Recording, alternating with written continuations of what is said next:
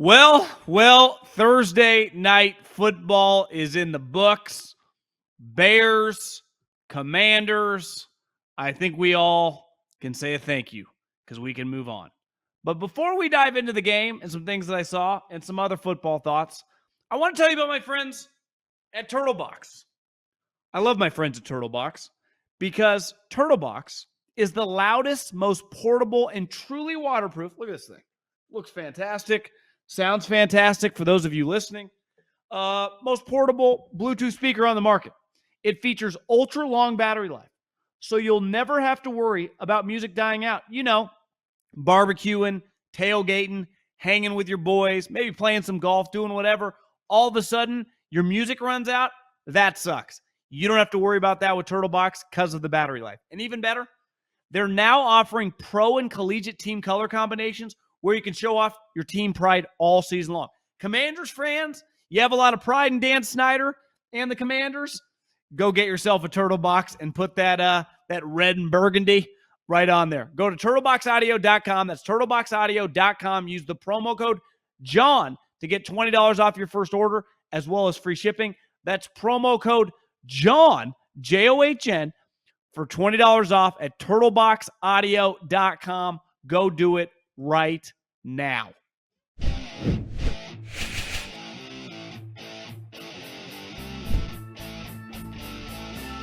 Okay, where do we start? I guess we'll get into the Commanders and Dan Snyder in a second. But first, I love the draft. I'm sure a lot of people in the NFL and fans of this podcast love the draft as well. College football is our second biggest sport. And I think one reason that the NFL draft is so big because so many people watch college football. So when there are huge stars coming out, we've seen them play, right? When Tua was coming out, we had watched him play. Trevor Lawrence, Andrew Luck, but even the position players, right? We saw Jamar Chase play at the highest level. All the Alabama wide receivers this year, Will Anderson, last year, Aiden Hutchinson. It's fun. When I was a kid, the NBA draft was really big because college basketball was massive. We saw Shaq play. We saw Grant Hill play. We saw Allen Iverson. That adds to the intrigue. Now, not everyone is just some can't-miss prospect, right? A couple years ago, Trevor Lawrence was the golden child. Then there were four other guys that we all argued about. Zach Wilson, Trey Lance, who none of us really saw unless you went to YouTube. Now, granted, YouTube's pretty big, so a lot of you did. Justin Fields, and Mac Jones. And let's not get it twisted. Playing quarterback is about more than just physical attributes. But it is not arguable, in my opinion, that Justin Fields, if I take Trevor Lawrence out of it, he's a number one pick in basically 99% of any draft. But relative to definitely his class, he is the most physically gifted of the bunch. As you saw tonight, he is lightning quick. As you saw tonight on the deep ball that he hit for the touchdown to Dante Pettis, former Niner bust. Beautiful ball. Big-time arm. We know he's got a big-time arm. He can really run. He's a very gifted, talented, a lot of great physical attributes. Now, playing quarterback is about more than that. Like I said, I think he's the most physically gifted of the bunch. Mac Jones would be the worst. We can argue over Trey and Zach Wilson, but I think Justin Fields has more physical characteristics. Now, that doesn't mean he's a better player. He's got a long way to go. As you watched him tonight, you can separate, in a vacuum, his game needs some work, right? It feels like he's too slow to process. Things happen. He holds onto the ball. He takes sacks that aren't necessarily always on the offensive line, though he plays with a terrible offensive line. But it's pretty clear. It's been well documented. If you follow different, nerdy football people, he's kind of been a disaster. And you can see signs of that. But you can also see signs on the beautiful deep ball on the run. This guy's got a lot of talent. Now, talent that doesn't materialize into playing well gets coaches and GMs fired. So he's got a long way to go. Not disputable, though, the gifts. It's not even arguable if you watch that game. And I commend you if you did, because that was not an easy game to watch. Now, here's the thing. And we talk so much about height and arm strength and athletic ability, and rightfully so about quarterbacks. Toughness is something that you can't measure. I can measure how far you can throw a ball. I can measure that Justin Fields runs a 4.41. I can measure how much he weighs, right? 215 pounds or whatever. I can't measure how tough you are. And in the history of the league, and definitely since I've been watching it for 30 plus years, a lot of quarterbacks succeed and fail because of an intangible characteristic, and it's toughness. And we talk so much about offensive line, how tough you are, linebackers, how tough you are, slot receivers, Julian Edelman, Wes Welker, they'd go over the middle, tough SOBs, George Kittle, breaking tackles, Richard Sherman, Cam Chancellor, tough, tough, tough. We don't talk about it often at quarterback. Yet you are sitting there in your position, you take 3, 5, 7-step drops as these mammoth human beings are coming at you. And depending on how good your offensive line are, sometimes they don't get touched. And if you followed the draft process, these defensive linemen over the last several years have been great athletes. They have been elite talents. And they are getting on you, hitting you within seconds. Tonight, I learned a lot about Justin Fields. He is a tough motherfucker. He got peppered over and over and over again and kept getting up. And sometimes slower than others. I mean, you would too if you were getting slammed into the ground by a 300-pound guy. But it's easy to get up, and I think this parallels anything in life. It's easy to kind of pick yourself up off the ground when things are going well. For the last 10 years, most of our industries making money, trajectory up. What's this next year going to look like? Probably going to be pretty tough. Hell, it's tough right now. You ever open the stock market in the morning? Usually pretty ugly. Seen the housing market? Coming back to earth. It's easy, even when you have a bad day, to pick yourself up when times are good. How about when times are shitty? And the Bears suck. They're not good. He's losing tonight on a short week, getting his ass kicked inside a pocket because his offensive lineman can't block for him. Guys can't get open, and maybe he can't see him. But every single time he's on the ground, shakes himself off and gets up. And then at the end of the game, has an incredible run, makes a couple good throws, might have been PI. His wide receivers drop it. Like, he made winning plays. Now, becoming a good player, he's got a long way to go. But he's got a lot to work with. And he's a young player. And he's truly physically gifted. And he has the toughness. So I am not going to give up on him. I came away from the night, even with some of his struggles, pretty impressed. And a lot of it has to do with the intangible thing that has been the reason so many quarterbacks in the history of the league have failed. They didn't want the smoke. Fields took it and got back right up every time tonight. So call me impressed. On the Commanders, two things stood out. First and foremost, the story about the owner that came out today, I don't blame you if you didn't read it. I skimmed a quarter of it. We've all seen the highlights. I didn't need Seth Wickersham, who I like a lot, to give me some long article that Dan Snyder's a loser, scumbag, nobody likes him. We know. Now, the details are funny. The mafia comments, I got dirt on everyone. That was enjoyable. Al Michaels is a made man in the NFL.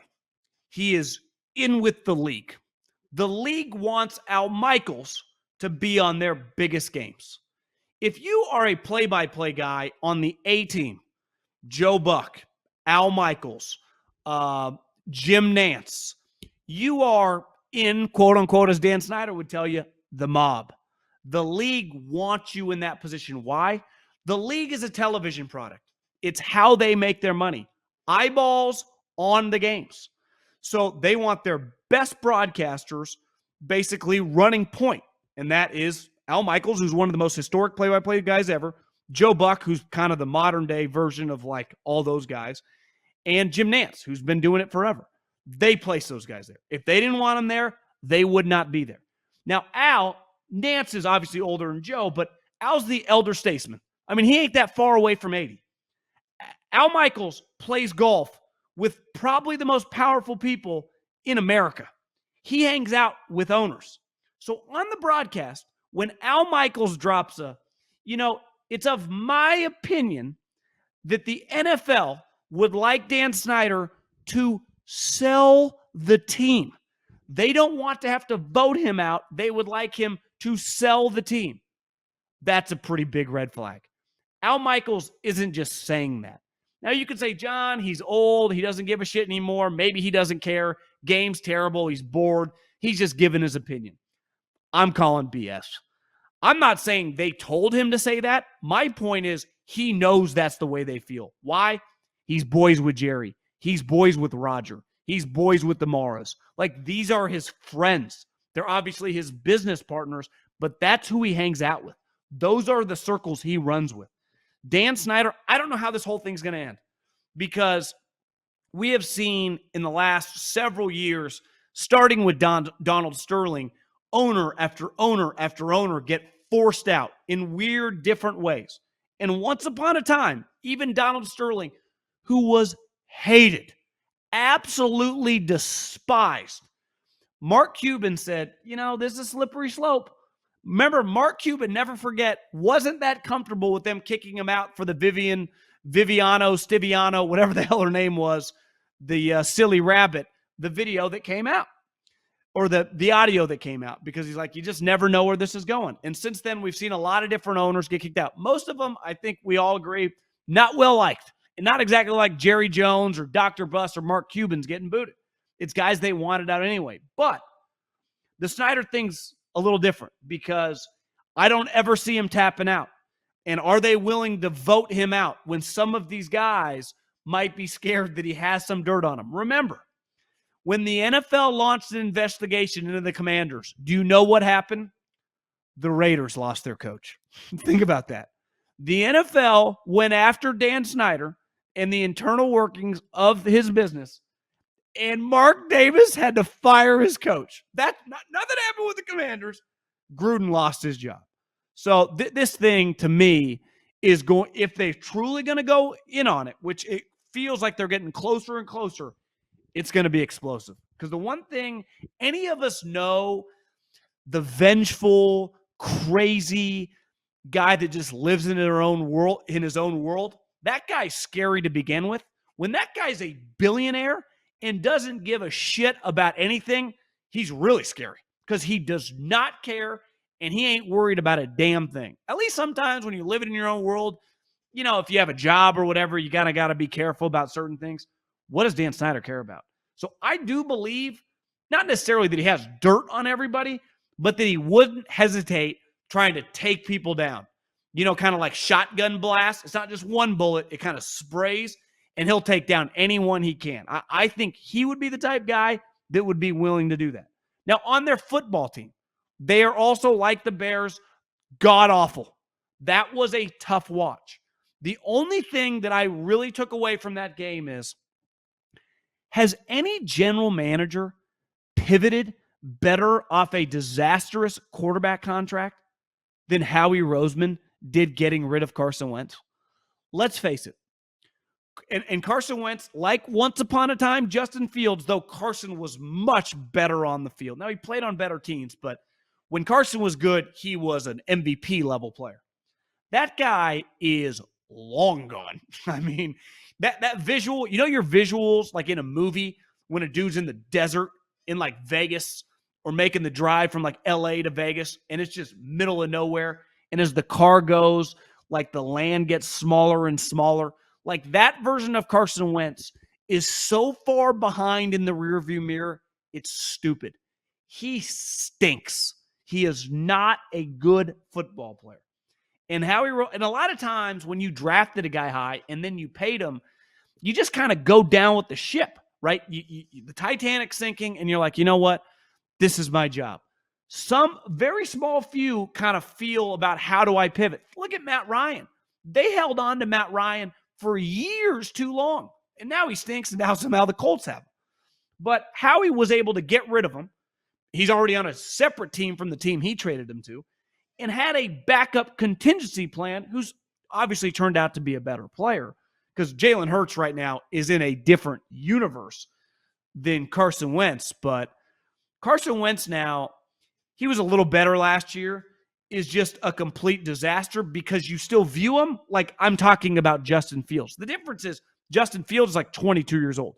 Carson Wentz is like 30, and on his fourth year of his second contract. Like, this thing's a sinking ship. You can't play with this guy as your quarterback and expect to win. Not possible. The Commanders are a god-awful team, and I don't think they're going anywhere. Obviously, Ron Rivera probably get fired at the end of the year. Owner is just going to be fighting wars left and right. The Bears got issues. They have a long way to go. But at least they are way more stable in a weird way than the Commanders. You could argue the Commanders right now, when you factor in the owner and you factor in an inevitability of the coach losing his job, who knows? By the time you listen to it, maybe he gets fired on Friday, maybe lasts the whole season, maybe gets fired in the middle of the year. It's inevitable. Who's taking this job? Remember, when Ron took the job, he had just been fired by Tepper. You look at his resume, he actually doesn't win that much. So, Ron Rivera's never getting another job. If Snyder somehow just keeps owning the team, if at the end of the year they fire Ron Rivera, they're kind of stuck with Carson and this albatross contract, and they just traded multiple third-round picks for him. What are they doing? Like, where are they going? Now, who knows? Maybe they suck enough to have the number one overall pick, but they won't because, hell, they're already, whatever. What are they, 2-4? I mean, they're going to end up with 5-6 wins. They are not going to be drafting in the top 5.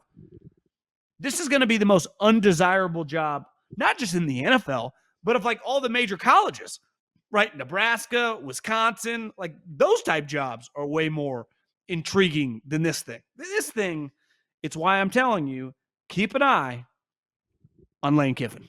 I think Lane Kiffin, the brand, Dan Snyder, Lane can coach.